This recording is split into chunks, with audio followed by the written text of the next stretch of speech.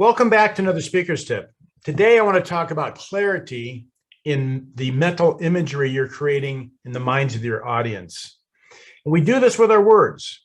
Really, what words are conveying are images in the mind of the audience. And the great speeches, the great stories, we're able to see the story. We don't just hear the words. And it's important to realize that those words are painting pictures. Now, how do we paint the clearest picture we can? And the trick in this is to paint the clearest picture you can with the fewest words you can.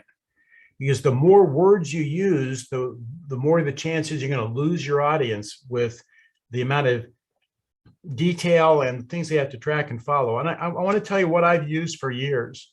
And I think a lot of you have probably used this too. Maybe some of you consciously, maybe some of you unconsciously, but I'm going to encourage you to do it consciously. And that is listen to music.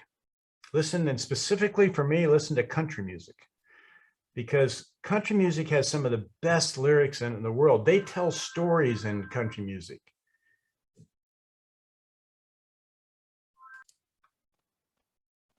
And they tell stories in very few words.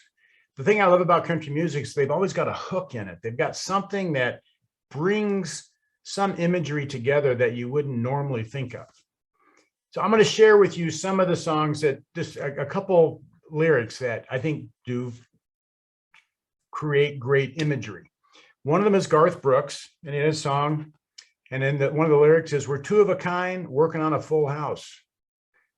Now, that could be a 15-minute speech about how you met your significant other, you're working on building your house and your family and creating what you want in life, and it's an analogy to a poker hand. I got two of a kind. I'm working on a full house, which is a better poker hand.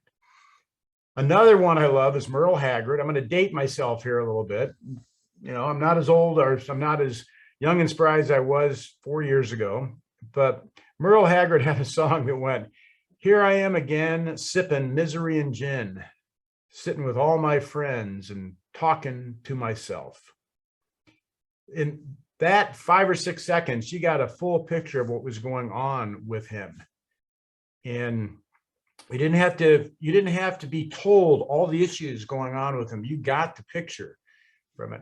And the last one I want to share with you is a song I love for some reason. Chris Christopherson wrote it, and it's called "Sunday Morning Sidewalk."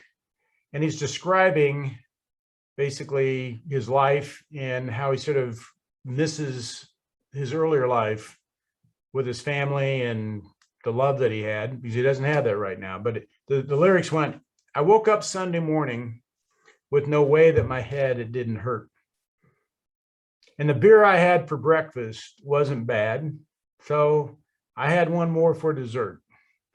Then I stumbled to my closet and found my cleanest dirty shirt." Now, you get a pretty good image of what's going on in his life with those few words. Well, I'm going to have some fun with this as long as I'm talking to you. The other artist I love is Jimmy Buffett. And the reason I like Jimmy Buffett is a couple of reasons. First of all, I love sailing. I've spent a lot of time in the Caribbean. Anybody who knows my stories, I've sailed across the North Atlantic. I've spent a lot of time at sea and coming into ports and all the things Jimmy Buffett talks about.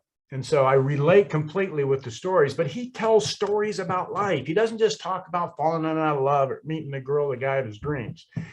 He talks about the stories of ups and downs in life, and the difference between the island mentality and the stuck in the job and the factory, living a miserable life, you know, chasing some American dream that's never going to arrive type stories. And here's some of the lyrics that I paint this picture so clearly.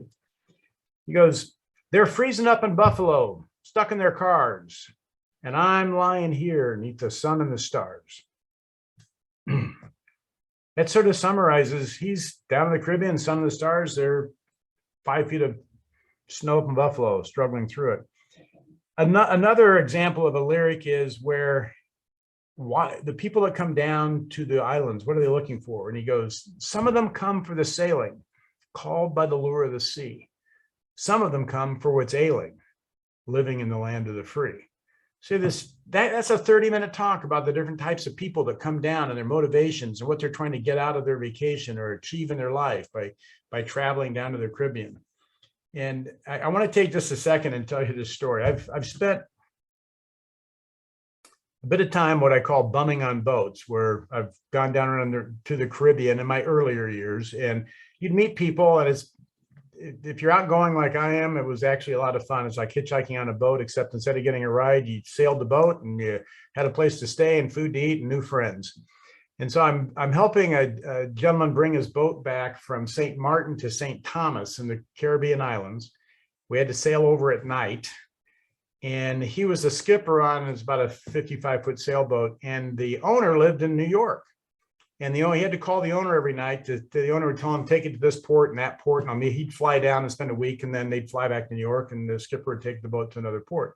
But he would call him after 11 o'clock at night because the ship-to-shore radio costs were way down. The rates were a lot lower after 11 o'clock.